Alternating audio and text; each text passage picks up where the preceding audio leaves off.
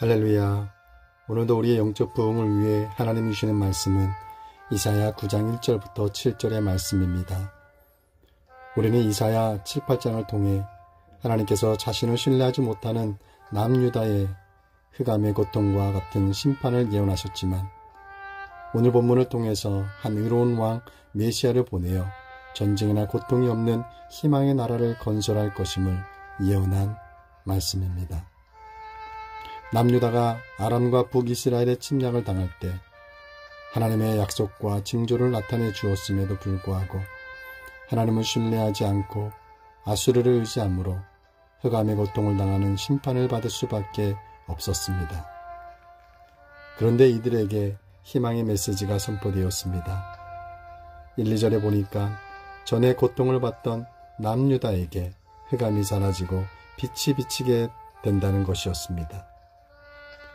그래서 어둠에서 벗어날 뿐만 아니라 무겁게 맨 멍에와 채찍과 압제자로부터도 벗어나 큰 빛을 보고 즐거움이 가득한 삶으로 바뀌게 된다는 것이었습니다. 즉 남유다가 겪고 있는 전쟁과 압제를 하나님이 종식시켜서 하나님의 선민 남유다 백성들이 희락을 누리게 될 것임을 예언한 것입니다. 하나님은 자신을 의지하지 않고 떠나버린 백성들을 심판하시겠다고 하시고는 왜 돌이켜 그들을 빛과 희락의 삶으로 바꾸신 것일까요? 두 가지로 생각해 볼 수 있을 것 같습니다. 첫째는 하나님은 사랑 그 자체이시므로 모든 백성이 어둠에서 건져지기를 원하셨기 때문입니다. 두 번째로는 다윗의 후손을 통해 의로운 왕 메시아가 나와 의로운 통치를 통해 다시는 전쟁이나 고통이 없는 빛과 희락이 있는 그 나라를 건설하게 될 예언을 지키시기 위함 때문이었을 것입니다. 그래서 이사야를 통해 다시 한번 약속된 메시아가 오실 것을 오늘 본문은 선포하고 있는 것입니다. 그렇다면 약속된 메시아는 어떤 분일까요? 본문 6, 7절에 보니까 아주 설명이 잘 되어 있습니다. 이는 한 아기가 우리에게 낳고 한 아들을 우리에게 주신 바 되었는데 그의 어깨에는 정사를 메었고 그의 이름은 기묘자라 모사라 전능하신 하나님이라 영존하시는 아버지라 평강의 왕이라 할 것임이라.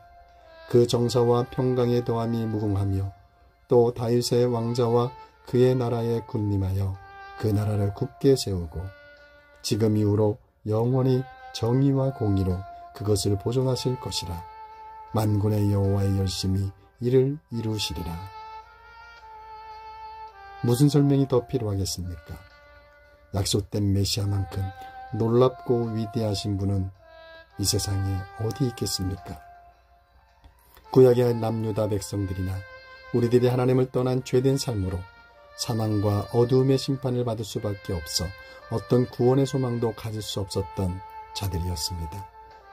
그러나 하나님은 남유다에게 새 희망의 메시지를 전하시면서 오늘날 21세기 흑암의 세상을 살아가는 우리들에게도 동일하게 희망과 생명의 빛을 얻을 수 있는 길을 제시해 주는 것입니다. 그 빛이 바로 2000여 년 전에 오신 한 아기 예수 그리스도입니다. 예수 그리스도께서 오심으로 죄로 인하여 흑암에 행하던 백성들과 사망의 그늘진 땅에 거주하던 인간들이 생명을 얻게 되었고 빛 가운데 살게 되는 것입니다.